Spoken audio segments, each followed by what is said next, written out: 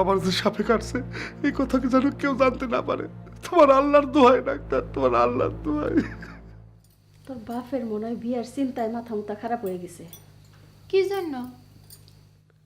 মাটির ঘরে মাওলানা ডাকায়া কি জানি করতেছে। কি করতেছে? জানি না, মাথায় চাদর মাদুর দিয়ে ডাইকা কি জানি করতেছে। তুই কই যাস?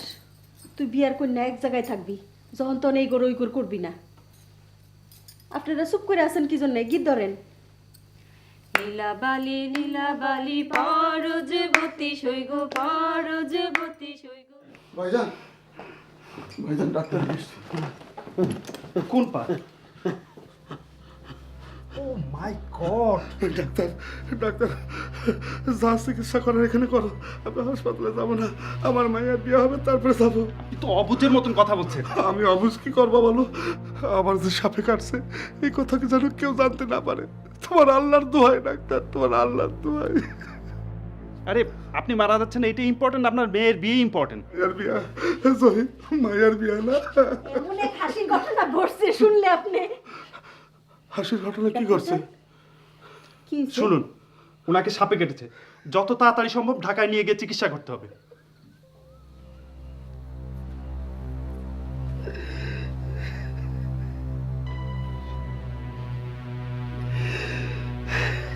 জহির, ডাক্তার কি বলে?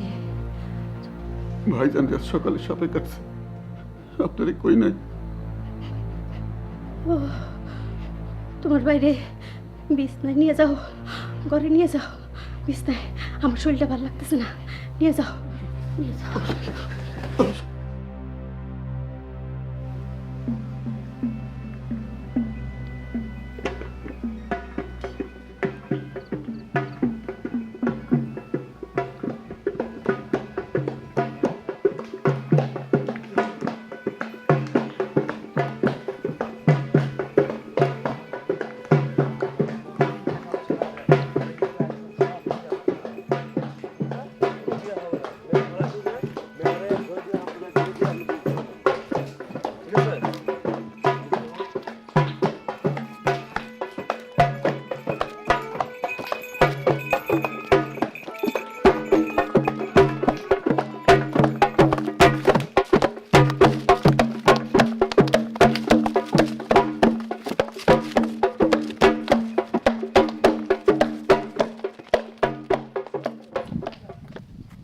ঘোড়া চড়ে জামাই চলে আসছে। জামাই দেখতে কেমন? খুব সুন্দর।